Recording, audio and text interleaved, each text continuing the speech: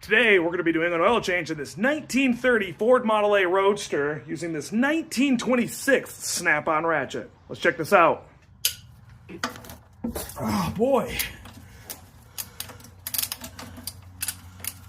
Here we go. Oof. The oil doesn't look great. Well, you can actually see some light through it. Listen to them teeth.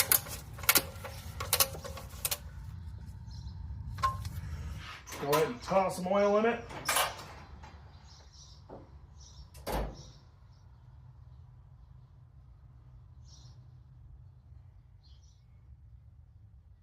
There we are, right under the letter F. So what makes this a 1926 is this circular hole right here. In 25, the hole didn't exist, and in 27, they put it more in the flat area right there. So this is a genuine 1926 snap-on ratchet.